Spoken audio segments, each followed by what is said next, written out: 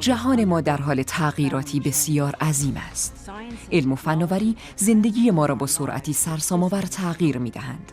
نوآوری‌های حیرت‌آور دوران جدیدی از فرصت‌ها را به وجود می‌آورند.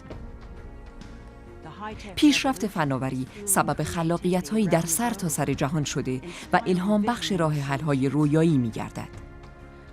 پس چشمان خود را باز کنید و آماده سفری شگفت‌انگیز به سال 2050 شوید و رویای آینده را ببینید.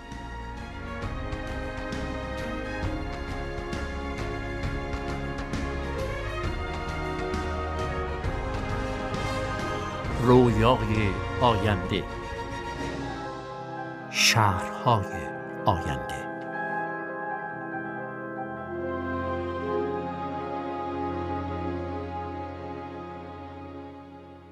شهرهای آینده چه شکلی خواهند بود؟ زمان زیادی است که ما در مورد شهرها تصورات متفاوتی داریم. در سال 1920 شهرها اینگونه بودند. در قرن 21 رویا تکامل یافته بود. ببخشید اگه ناامیدتون میکنم، من فکر میکنم شهرهای آینده تفاوت زیادی با گذشته نخواهد داشت. در مقام انسان ما همیشه به کف افقی نیاز داریم. برای ساختمونمون دیوار و نمای خارجی نیاز داریم که ما را از مسائل بیرونی محافظت کنه. پنجره میخوایم که به بیرون نگاه کنیم. بنابراین همه این عوامل باز به کار خواهد رفت. پس شهر از نظر شکل فیزیکی تفاوت چندانی نخواهد داشت. پس چه چیز تغییر خواهد کرد؟ در سال 2050 6 میلیارد انسان در شهرها زندگی خواهند کرد. یعنی 70% جمعیت جهان. و این یعنی نه تنها ما باید شهرهای موجود رو متراکم‌تر کنیم و توسعه بدیم، بلکه باید شهرهای جدیدی نیز احداث کنیم. این شهرها چگونه به همه انسانها بدون استرس، آلودگی و فقر پناه خواهند داد؟ چگونه بدون نابود کردن سیاره رشد خواهند کرد؟ برای روبرو شدن با این مشکلات ما به یک انقلاب شهری نیاز داریم. رویای خیالی، شهر 2.0 شهری هوشمندتر، اجتماعی‌تر و پاکتر است. میتونین در حقیقت طبیعتی با تراکم بیشتر خلق کنین، شاید بیش از اونچه که قبل از ایجاد شهر وجود داشته. من دوست دارم بتونم پیش بینی کنم طراحی یک شهر با یک منطقه چگونه عملی خواهد بود. اگه من بتونم در زمان تضمین شده‌ای به مقصد برسم، آیا بازم میخوام ماشین شخصی داشته باشم؟ اون موقع فکر میکنم رانندگی فقط وقت تلف کردنه. برای من شهرها و ساختمانها اعضای زنده‌اند و نفس میکشند. این رویا پردازان پا در جای پای کسانی میگذارند که پیش از آنها شهرها را طراحی کردند. تقریباً 12,000 سال پیش انسانها زندگی گروهی را شروع کردند و به کشاورزی و دامپروری پرداختند. 6,000 سال پیش از میلاد انقلابی صنعتی در راه بود. نوآوری‌ها در کشاورزی، سیستم‌های آبیاری کارآمد، تولید سرامیک و آجر. این نوآوری‌ها روستاها را به شهر تبدیل کردند. وقتی اولین شهرها در بین النهرین به وجود آمدند، تمدن تغییر کرد. امپراتوری‌ها شکوفا و در شهرها متمرکز شدند. 5 قرن پیش از میلاد در آتن، هیپودامس اهل ملیته شهری کاربردی‌تر و مهندسی‌تر طراحی کرد. روم با نزدیک 1 میلیون شهروند به سرعت به بزرگترین شهر جهان تبدیل شد. بعدها جمعیت بیشتری در کلان شهرهای باستانی چین متمرکز شدند. در قرون وسطی مردم در شهرهایی به صورت قلعه‌های مستحکم زندگی می‌کردند. متراکم و اما بسیار ایمن. طراحان رنسانس شهرهایی بازتر و هماهنگتر را تصور کردند. در قرن 19 شهرهای کوچک اطراف معادن، بنادر و کارخانه‌ها شکل گرفتند. شهرهای بزرگ توسعه یافتند، پس فضای موجود باید گسترش می‌یافت. در سال 1850 میلادی طراحان رویاپرداز پاریس و بارسلونای امروزی را خلق کردند. لندن اولین قطار زیرزمینی خود را در سال 1863 میلادی افتتاح کرد. این اختراع زمان طی کردن فاصله را دگرگون کرد که به این معنا بود که شهر می‌تواند در همه جهات وسعت پیدا کند. با افزایش جمعیت ما رویای رو به بالا ساختن را در سر پروراندیم تا همه را در آنها مسکن دهیم. تراکم شهری به سرعت افزایش یافت. در سال 1920 نیویورک جمعیتی بیش از لندن را در خود جای داد. در سال 1955 توکیو خودنمایی کرد. در حال حاضر بیش از 30 کلان شهر در 5 قاره وجود دارد.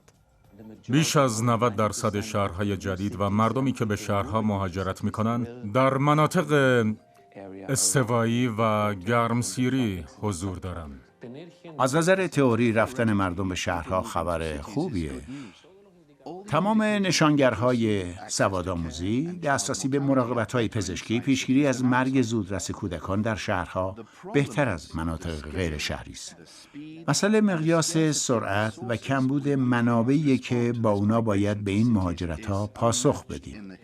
در تاریخ انسان نابرابری بوده و هست.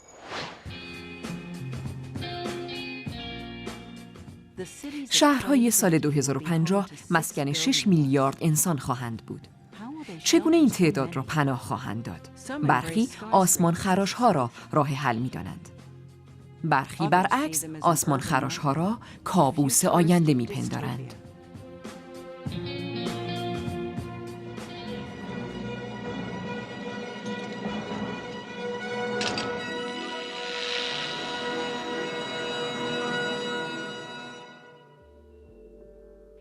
از دیدگاه ما عمودی بودن بیشتر همردیف نبود انسانیت و نبود زندگی است. با این حال شهرهای عمودی فردا ممکن است ما را شگفت زده نمایند و شاید طبیعت نیز جایگاه خود را در آنها پیدا کند.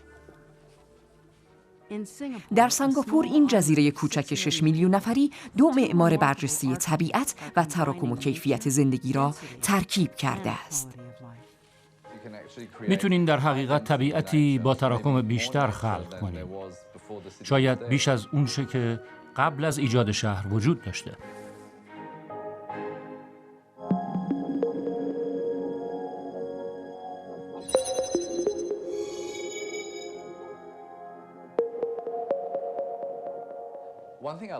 یه ویژگی که من در مورد سنگاپور دوست دارم اینه که همه جا طبیعت دیده میشه. مهم نیست چقدر تلاش میکنین کنترلش کنین، همیشه با شما مبارزه میکنن. درختان انجیر بزرگ میشن. ممکنه با کمال تعجب ببینی یکی روی پشت بام شما سبز شده. ما دیدیم اینکه طبیعت به این راحتی میتونه شهر رو در خودش بگیره، منظره واقعا قشنگ و رویایی میشه و سعی کردیم در پروژمون انجامش بدیم. یه شهر پوشیده با طبیعت. عمودی سازی تنها راه حله. فکر میکنیم سطح زمین میتونه در آسمان چند برابر بشه و ما میتونیم طبیعت رو بیاریم کنار خودمون.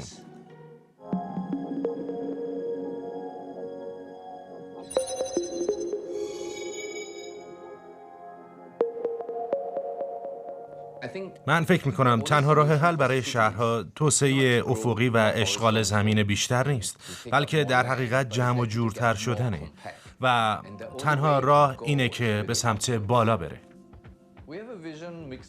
ما دیدگاهی داریم که در اون عمودی سازی رو با مناظر زیبای طبیعی در هم می‌آمیزه و فکر می‌کنیم یکی از کارهایی که می‌تونیم با ساختمان‌های بلند و متراکم بکنیم اینه که باغ‌ها، بوستان‌ها و حتی جنگل‌ها و طبیعت وحشی رو بیاریم تو ساختمان‌ها. در اولین پروژمون این بود که چند تا نخل رو روی پشت بام قرار بدیم و این شروعی شد برای کارهایی که به نظر بعضی‌ها از کنترل خارج شدن. بعد رویال پارک روی ساختمون پیکرینگ رو انجام دادیم.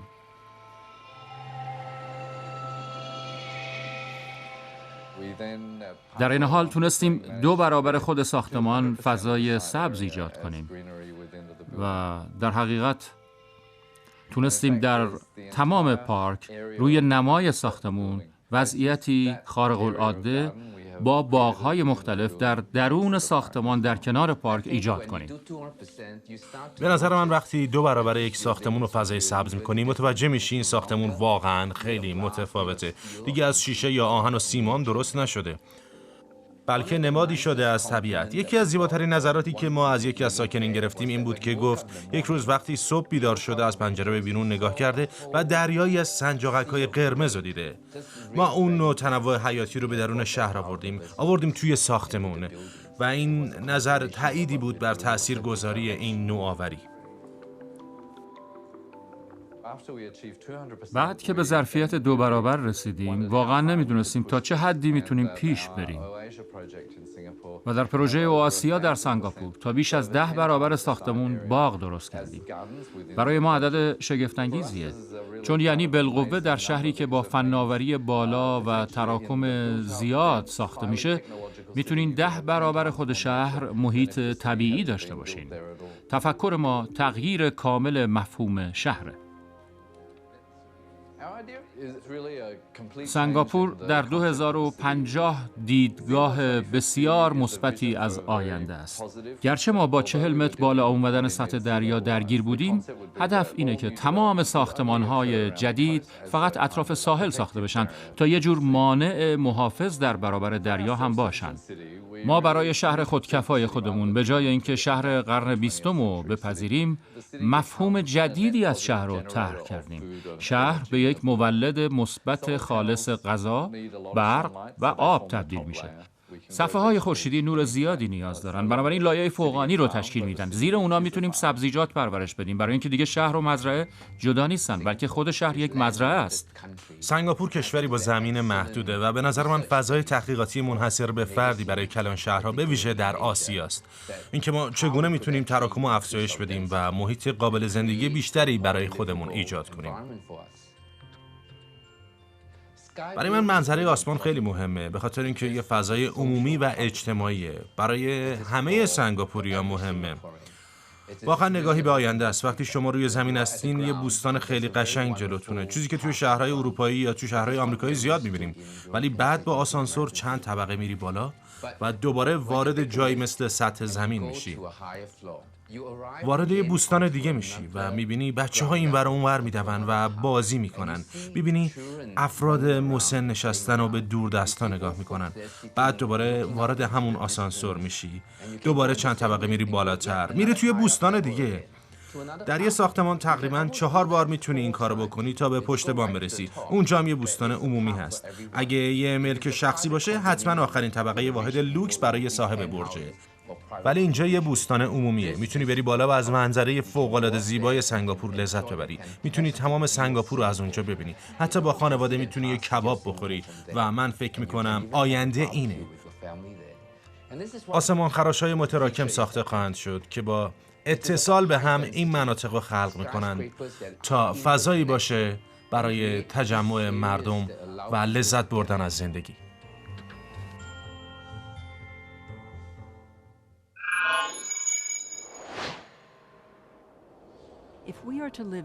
اگر قرار باشد در شهرهای 2050 هماهنگ زندگی کنیم، درک ما از طراحی شهری باید کاملا تغییر کند.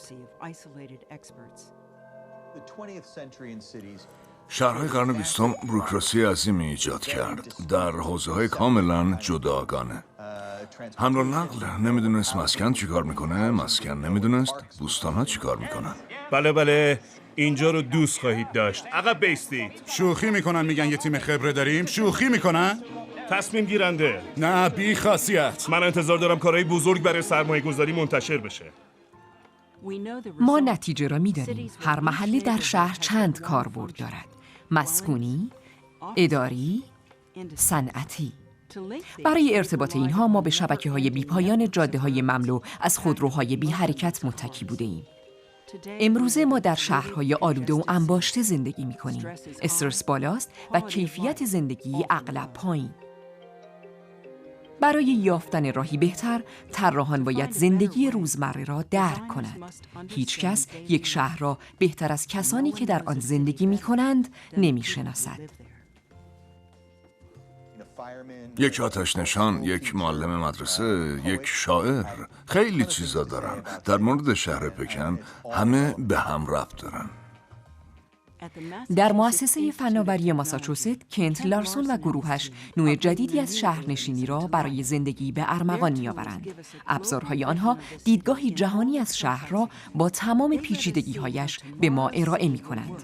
به ما امکان می‌دهند ببینیم شهرهای فردا پیش از اینکه ساخته شوند چگونه خواهند بود.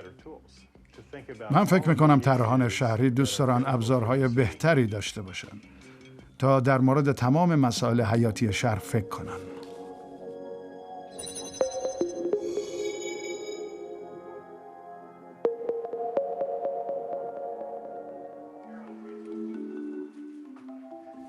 بیشتر کار ما متمرکز شده روی یافتن جایگزین بهتر برای طراحی سنتی شهر.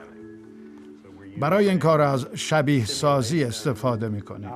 از الگوریتمی که بتونیم رفتار انسان یا تجمع ترافیک و غیره رو پیش بینی کنیم. 3 حوزه که من فکر می‌کنم کلیداً عبارتند از تراکم، تنوع و دسترسی. اگه به نقشه‌های اصلی نگاه کنین که برای شهرها طراحی شدن، تقریباً راهی نیست که بفهمید چطور عمل می‌کنن. داریم ابزارهایی تولید می‌کنیم که به ما امکان بده ملزومات متنوع شهر رو ببینیم.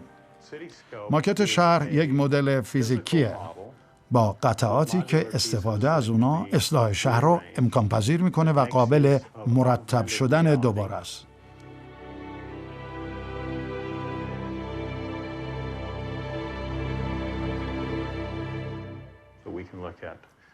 میتونیم به حرکت ترافیک یا مصرف انرژی و یا مسائل بسیار دیگه‌ای بپردازیم. صادقانه بگم از تصویرسازی اطلاعات کمی خسته شدم. بیشتر علاقمندم پیش بینی کنم چگونه طراحی یک شهر یا منطقه در کل شهر اثر میذاره. با حرکت دادن عناصر متفاوت یک شهر به اطراف و بروز کردن شبیه سازی در زمان واقعی میتونیم پیش بینی کنیم حرکت وسایل نقلیه چطوری میتونه باشه.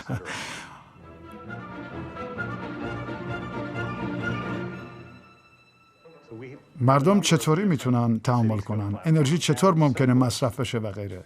بنابراین سکوهای متفاوت ماکت شهری رو داریم. راحت ترین شبیه سازی دسترسی های پیاده مثلا به بوستان هست. این بده چون همه قرمزه. پس دسترسی پیاده به بوستان ها رو ندارن. حتما پس سبزا بوستانن. بله سبزا بوستانن. یکی رو بذاریم اینجا. بله این خیلی کمک میتونه بکنه. شاید یکی هم اینجا. بله درسته. تا اینجا خوبه. این خیلی بهتر شد. حالا میتونی اینو حرکت بدیم. باید همه رو تقریبا سبز کنیم. پس اون دسترسی پیاده به پارک. حالا دسترسی پیاده به محل کار رو داریم و تمام محل‌های کار دسترسی پیاده به خونه دارن. درسته. یه جامعه کم و بیش متعادل داریم. از لوگوها استفاده میکنیم چون تهدید کننده نیستن. همه میتونن با لوگوها بازی کنن.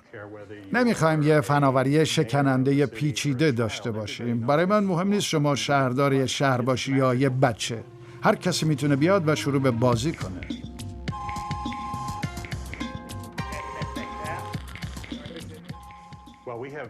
ما در تعداد زیادی از شهرها ماکت شهر رو داریم.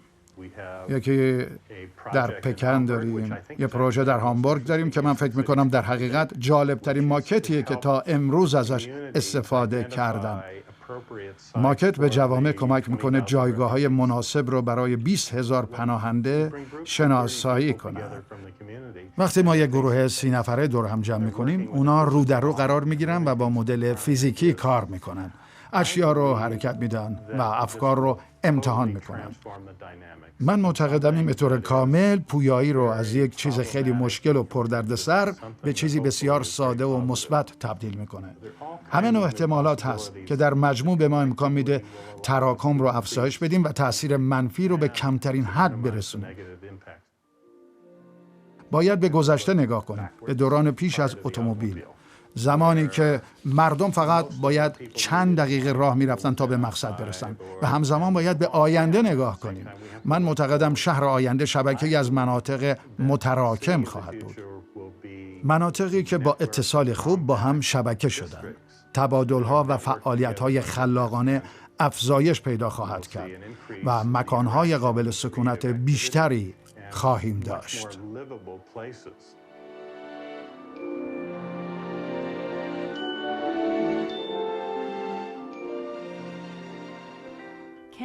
ابزار کنت لارسون به ما امکان می‌دهد محل‌های متراکم و چند منظوره جدیدی خلق کنیم.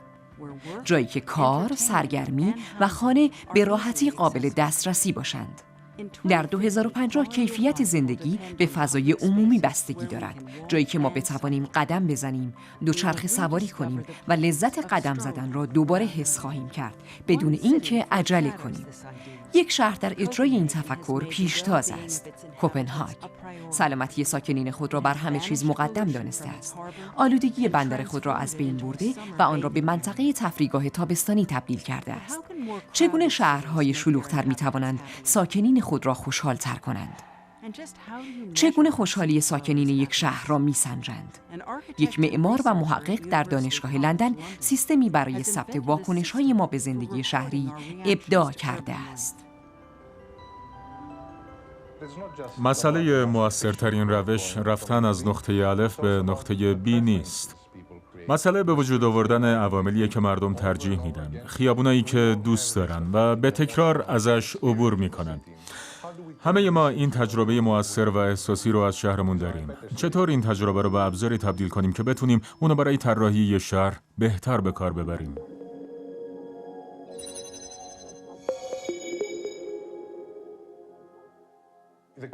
نکته کلیدی برای من اینه که درک بکنم من در مقام یه معمار یا طراح چه چیزی رو دارم خلق میکنم. امروز افراد زیادی از راه رفتن در خیابان‌ها خسته و سرخورده میشن. اون وقت مطمئن میشیم که باید یه چیز متفاوت درست کنیم.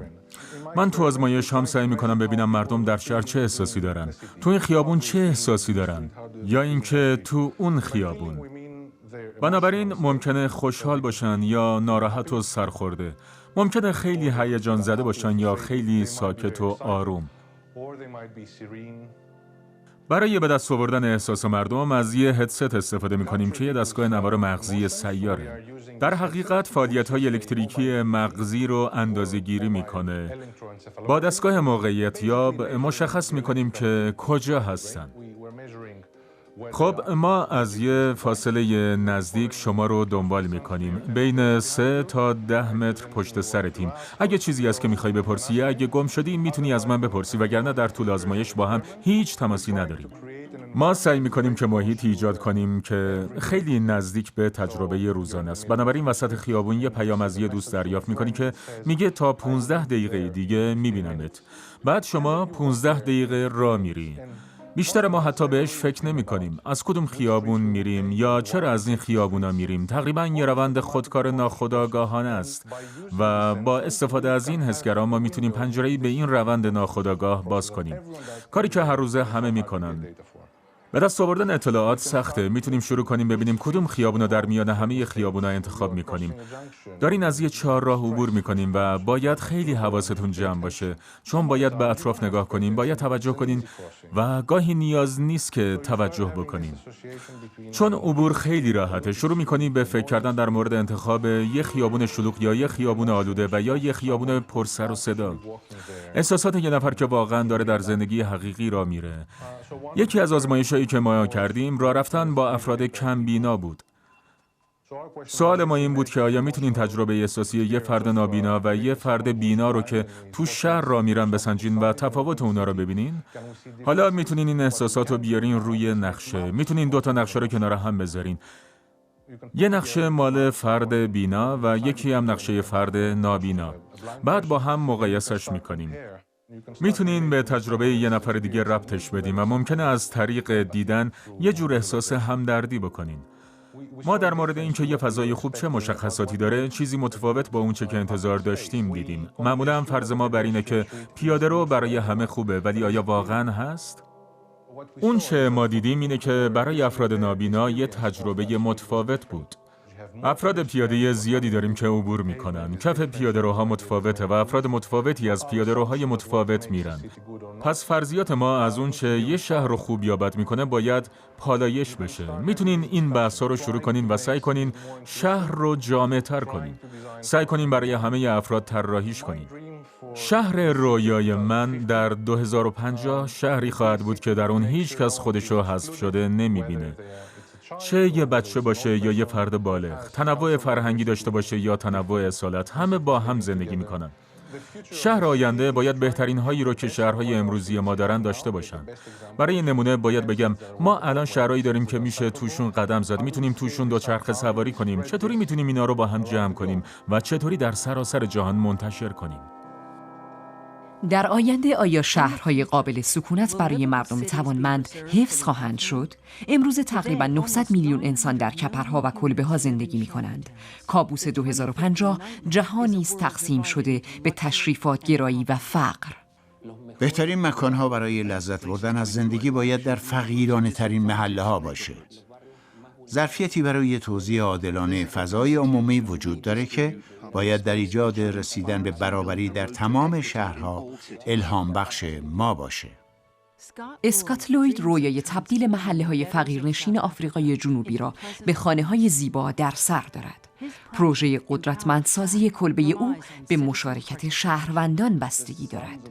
محله‌های پرجمعیت و محله‌های مهاجرنشین سبب سرشکستگی هستند.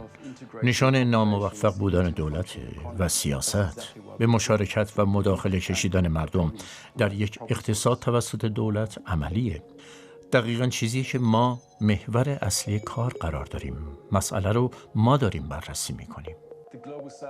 میخوام مشکلات رو حل کنم. در حال حاضر جنوب شهرنشینی چیزیه که داره در سطح جهان رشد میکنه. تا 2050 بیش از نیمی از مردم شهرنشین جهان در شرایط دشواری زندگی خواهند کرد. در شهرهای آینده بیشتر مردم در مناطق محروم شهری ساکن خواهند بود. در جایگاه طراح و شهرساز وظیفه ماست سعی کنیم راهی رو پیدا کنیم که بتونیم المان‌های شهری رو برگردونیم به حالت اولی که داشت. کایلیتشا دومین شهر بزرگ آفریقای جنوبیه و مردم خودشون خونه‌ها رو ساختن. عموماً از ورق شیروانی، الوار و کارتون ساخته شده. وقتی از کیپ تاون میای، اولین چیزی که از کایلیتشا به ذهنت میرسه اینه که خیلی شبیه حلبی آباده. مردم دائم در خطر آتش سوزی هستند. همیشه خطر سیل هست. دائم خطر خشونت‌های جسمانی وجود داره. فضاهای بین واحدها برای رفت آمد فقط 40 تا 50 سانتی متره. عبور از این مسیرها برای رفتن به واحدهای توالت یا رسیدن به شیراب به شدت خطرناکه. دزدی یک اتفاق عادی و روزمره است. ما داریم در این منطقه خاص شهر رو شکل‌دهی مناسب می‌کنیم. ساکنین مشارکت کنندگان فعال در تمام پروژه هستند. از همون آغاز نظرات مردم رو پرسیدیم و خواستیم بدونیم دوست دارن جامعهشون چطوری باشه. هر 3-4 ماه یک پروژه کارگاهی رو با رهبران جامعه برگزار میکنیم. این شخص اینجا کیه؟ میخواین با این شخص اینجا زندگی کنین؟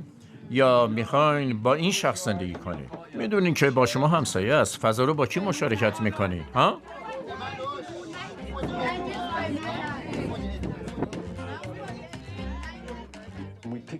بازخوردها رو جمع آوری میکنیم.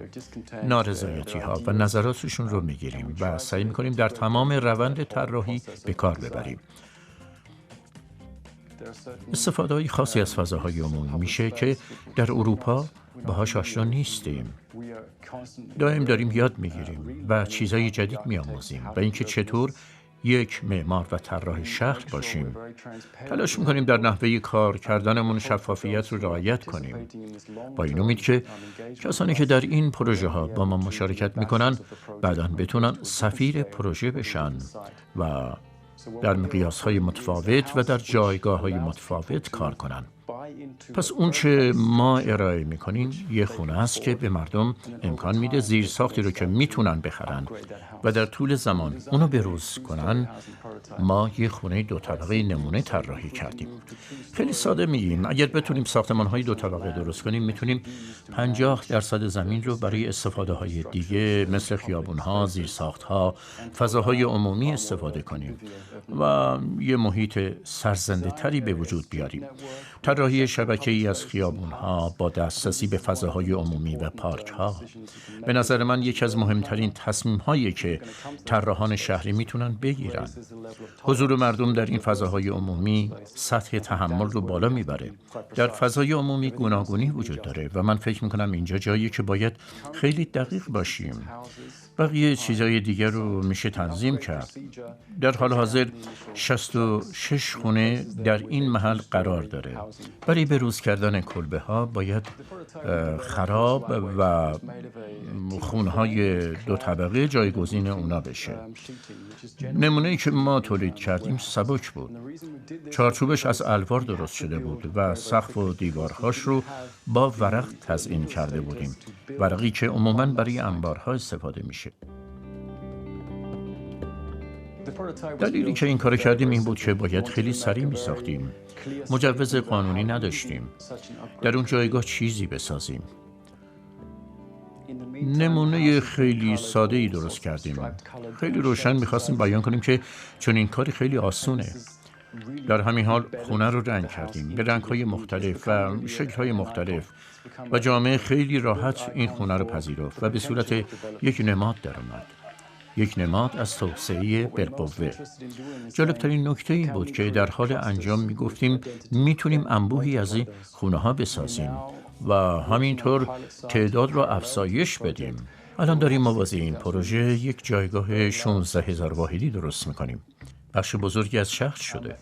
روش ما منبع بازه و امیدواریم ابتکاراتی داشته باشیم که بتونیم برخی از آموزه هامون رو به کار بگیریم. اگر بتونیم از این نمونه ها در جاهای متفاوت و محیط های مختلف بسازیم و تعدادشون رو افزایش بدیم برای ما موفقیت بزرگی خواهد بود. نکته اصلی اینه که مردم بخشی از راه حل هستن، نه بخشی از مسئله.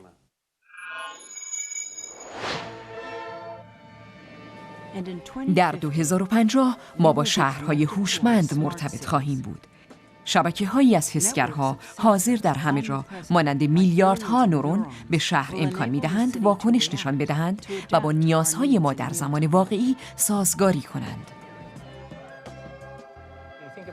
اگه به نورپردازی هوشمند فکر کنین که اساساً وقتی شما حرکت می‌کنین نور خاموش و روشن بشه، خیلی ساده ولی خیلی موثره. اما اطلاعات شخصی که جمع آوری می‌شود چه؟ آیا ما کنترل زندگی خود را از دست می‌دهیم؟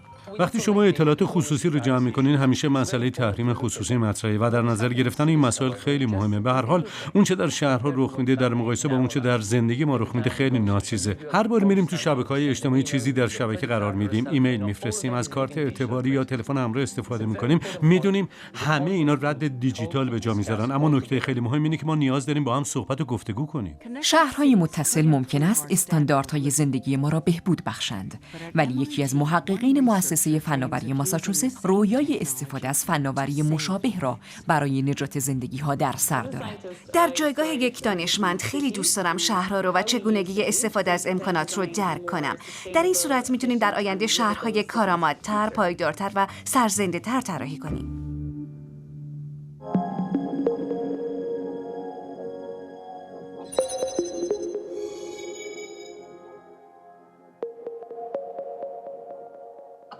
بر اساس اعلام سازمان جهانی بهداشت تقریباً 7 میلیون انسان هر ساله به علت قرار گرفتن در معرض آلودگی مرگ زودرس دارن. هر روز ما از خونه به سر کار سفر میکنیم، به مدرسه میریم، فعالیت‌های روزانه داریم و در معرض آلودگی هوای سمی قرار میگیریم. من میخوام از پیشرفت‌های فناوری جدید حسی ارزان قیمت در تحلیل اطلاعات بهره بگیرم و میخوام خلاقیت به خرج بدم و همه این اطلاعات رو با هم ترکیب کنم تا بتونم به دوستانم، خانواده‌ام و مردمی که در شهرها زندگی میکنن کمک کنم تا کمتر در معرض آلودگی روزانه قرار بگیرن. من پروژه‌ای رو هدایت می‌کنم به نام هوا از سنگاپور می‌گریزد. در این پروژه ما اطلاعات مربوط به هوا و کیفیت هوا رو جمع‌آوری کردیم و برای این کار از حسگرهای کوچک و ارزان قیمتی استفاده کردیم که مردم در یک منطقه خیلی شلوغ سنگاپور با خودشون حمل می‌کنن. مردم که تلفن هوشمند دارن از حرکات خود رد دیجیتال به جا می‌ذارن. بنابراین وقتی مردم به اطراف حرکت میکنن و این حسگرها رو همراه با تلفن هوشمند با خودشون دارن، تمام اطلاعات به وسیله یه اپلیکیشن روی نقششون نشون داده میشه. این یه اپلیکیشن تعاملیه، جایی که افراد میتونن پروفایل شخصی و حالتهای سفرشون رو ببینن. این که آیا پیاده میرن، دوچرخه سوارن یا میدوئن و مسیری رو که انتخاب کردن و تأثیری رو که روی آلودگی و مقدار دوز آلودگی که تنفس میکنن میذاره. پس من میتونم هر مسیری رو میخوام در شهر انتخاب کنم، ولی این اپلیکیشن کوتاه‌ترین مسیر و کم آلوده ترین مسیر رو برای من انتخاب میکنه.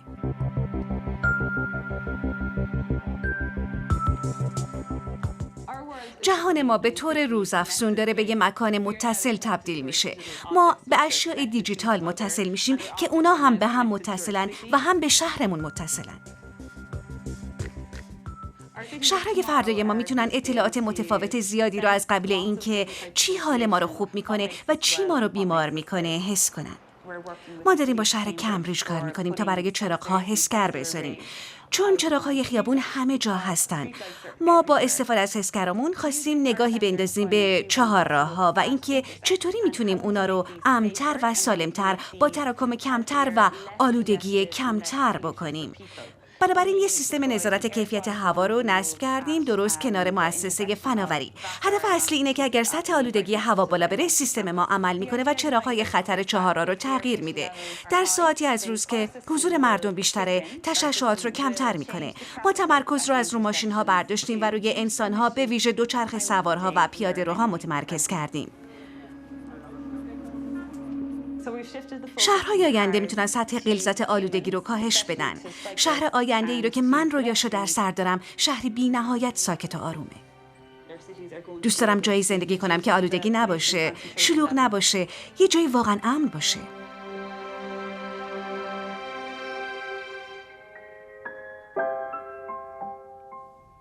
دوست دارم این شهر اینقدر امن باشه که هر وقت از روز که خواستم توی شهر راه برم، یا اگر در آینده بچه‌ای داشته باشم در امنیت کامل زندگی کنه. میخوام تو شهری زندگی کنم که بتونم شبها ستاره هاشو ببینم.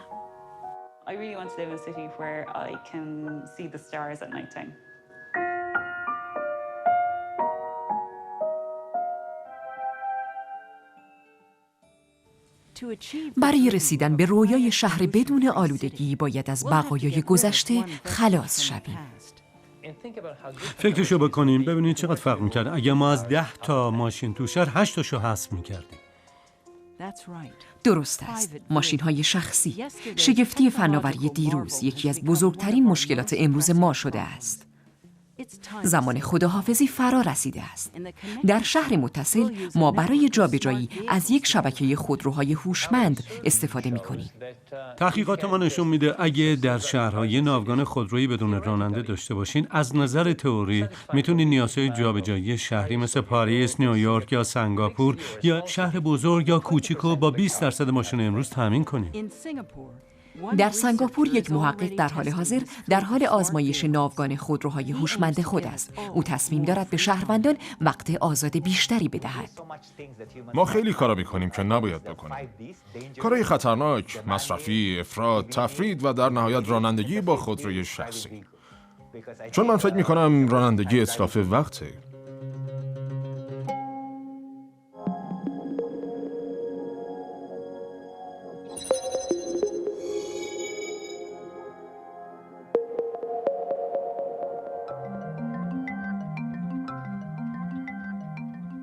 سنگاپور یک کلان شهر داره، جمعیت رو به رشد داره و ما میخوایم بیشتر توسعهش بدیم. نمیتونیم فقط تعداد خیابونا رو افزایش بدیم، نمیتونیم به افزایش تعداد خودروها ادامه بدیم.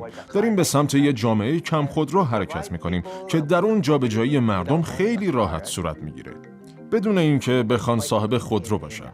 سنگاپور در استفاده از فناوری برای بهبود کیفیت زندگی منحصر به فرده. دولت منابع زیادی رو به کار گرفته تا بتونه از فناوری استفاده کنه.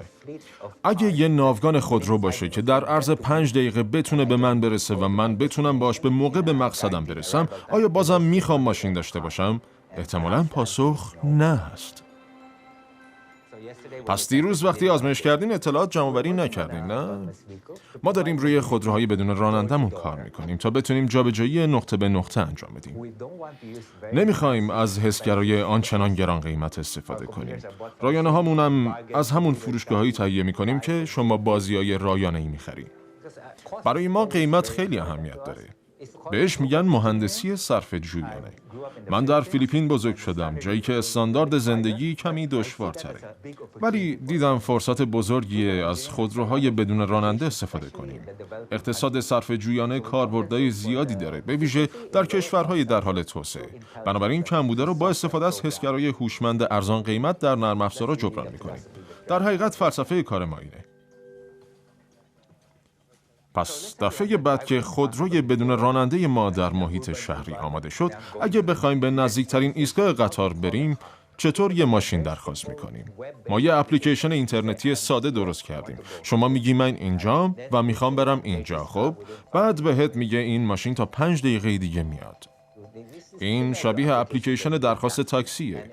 یه کلمه عبور بهت میده چون ماشین راننده نداره. پس وقتی ماشین میاد، شما وارد ماشین میشید. برای عملیاتی کردنش باید کلمه عبوری رو که براتون ارسال شده وارد کنید. بعد از اینکه کلمه عبور رو پذیرفت، ماشین حرکت میکنه. وقتی وارد ماشین شدین به اینترنت متصله. میتونین کارهای اینترنتی خودتون رو انجام بدین. میتونین از زندگی در ماشین لذت ببرین. دیگه وقت رو به رانندگی هدر نمیدین. در آینده وقتی مطمئن شدین میتونین فرمون ماشینم حذف کنین. این مسئله مفهوم خودرو رو تغییر خواهد داد. یه لیموزین کوچولو رو تصور کنین که دور تا دورش کاناپه است و شما میتونین راحت بشینین و کاراتون رو انجام بدین. توی این لیموزین میتونین فیلم تماشا کنین. رایانه خسته نمیشه، احساساتی نمیشه. براش مهم نیست کی سوار ماشین شده. واکنش‌های با زمان مشخص داره، بنابراین تصادف نمی‌کنه و همزمان طوری رانندگی می‌کنه که صرفه اقتصادی سوخت رو به بالاترین حد میرسونه.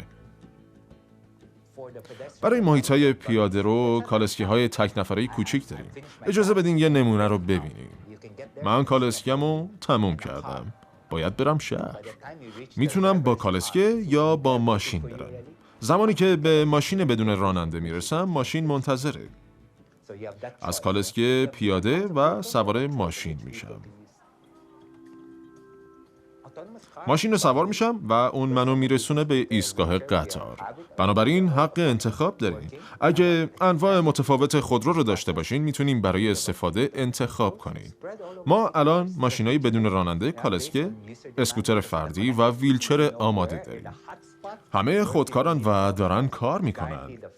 من میخوام فراتر برم و اتوبوسم درست کنم تا ناوگان خودروهای ما کامل بشه و تمام سنگاپور رو بر اساس نیاز استفاده کنندگان پوشش بدیم.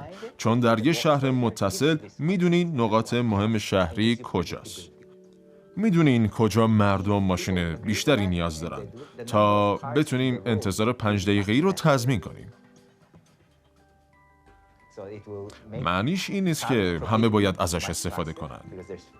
ولی اگه شما راحت ترین جابجایی نقطه به نقطه رو میخواین، این گزینه رو با کمترین هزینه دارین. اگه براتون مهم نباشه میتونین پیاده برین. ولی این وسیله برای شما یک گزینه است که میتونین پیش بینی کنین و با قیمت مناسب سفر کنین. هر فناوری رو میشه به روش متفاوت استفاده کرد.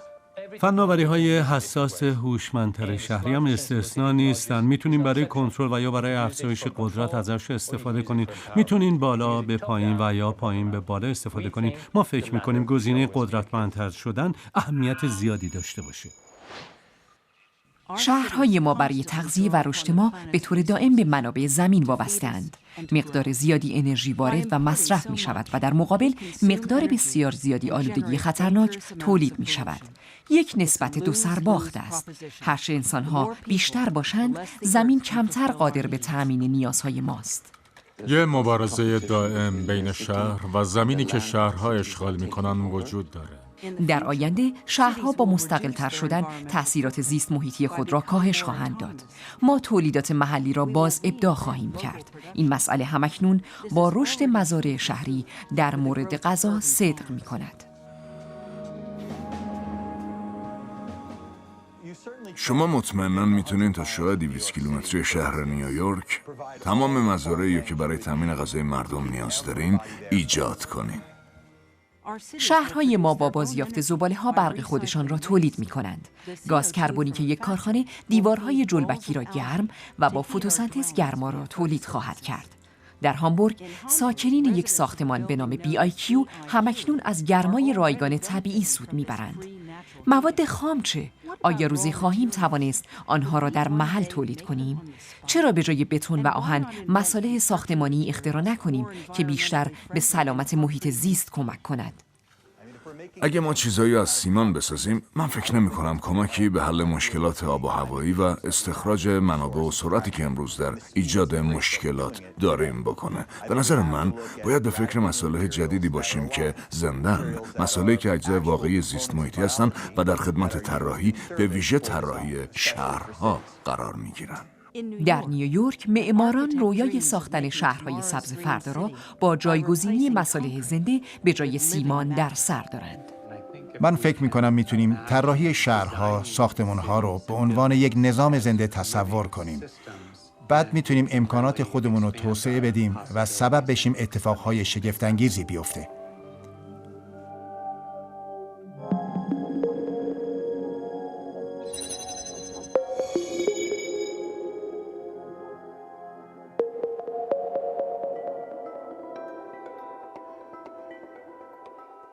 برای من شهرها و ساختمانها اجزای زنده اند که تنفس میکنن.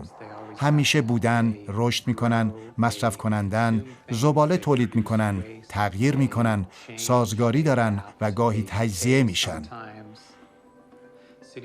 شهرها منابع عظیمی رو مصرف میکنن. یه ساختمان معمولی که از آهن، بتون، شیشه درست شده اساساً با مواد خام با ارزش شروع میشه که از زمین استخراج شده. ما فکر کردیم شاید بتونیم با مواد خام ارزان قیمت شروع کنیم. شاید بتونیم مواد خام رو تقریباً بدون مصرف انرژی با قطعات ساختمان تبدیل کنیم و از هدر رفتن این همه انرژی پیشگیری کنیم و شاید بتونیم ساختمانی خلق کنیم. برج‌های فای یه برج 13 متریه که با 10,000 آجر زیست فروسا درست شده. تصور می‌کنیم آجرها ممکنه به جای اینکه ساخته بشن با اندام‌های زنده‌ای به نام جلینه رشد بکنن. جلینه در جنگل رشد می‌کنه و ریزچوب‌ها رو به هم پیوند می‌زنه. اخیراً یک کارخونه این روند ارگانیک طبیعی رو صنعتی کرده، چیزی که معمولاً در جنگل رخ میده. این کار رو در محیط کنترل شده کارخونه انجام میدن که بتونن بسته بندی کنن. پیشنهاد ما به این کارخونه این بود که میتونیم از همون مواد استفاده کنیم ولی در جهت ساخت مصالح ساختمانی این کارو بکنیم. برای ساختن این آجر جدید ضایعات کشاورزی رو به کار میبریم.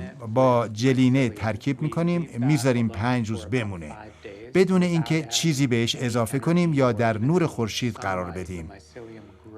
جلینه رشد میکنه، پیوند میخوره، محکم میشه، بعد از قالب درش میاریم و خشکش میکنیم. بعد یه آجر محکم داریم ولی با آلودگی خیلی کمتر نسبت به آجر سنتی تولید شده.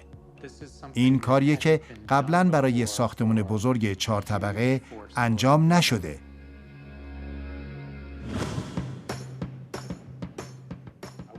باید ابتدا با همکاری دیگران این مواد رو آزمایش می‌کردیم. هایفای به عنوان بخشی از موزه هنرهای مدرن در شهر نیویورک ساخته شد. نه فقط در سطح آزمایشگاه و نه فقط در سطح گوشه یک منطقه خلوت، بلکه در منظر عموم. مردم با ساختمان تعامل کردند، لمسش کردند، بوییدن، فضای درونش رو تجربه کردن. برای ما فوق‌العاده بود، چون ما داشتیم این تفکر معماری زنده رو آزمایش می‌کردیم. آزمایش عالی بود. در پایان تابستان ما ساختار رو از هم باز کردیم. برای ما این اثبات واقعی این تفکر بود که میتونیم فقط با زمین شروع کنیم و بعد در پایان پروژه دوباره به زمین بازگردیم. تونستیم باز ابداع کنیم و نشون بدیم اگر ما اندامهای زنده جلینه رو زنده نگه داریم، یه ساختمون چگونه خواهد بود. دیوارهای ساختمون میتونه کارهای شگفت‌انگیزی بکنه، مثل ترمیم خودش پس از آسیب دیدن. خود ساختمون میتونه برخی از آلاینده ها رو تشخیص بده و میتونه رنگ عوض کنه یا لایه منتشر و به محافظت ساکنین ساختمون کمک کنه. در آینده این امکان هست که ساختمان ها با هم ارتباط برقرار کنن. با به کار گرفتن نیروهای محیط زیست، با به کارگیری مواد زنده میتونیم شهرهای بهتری خلق کنیم.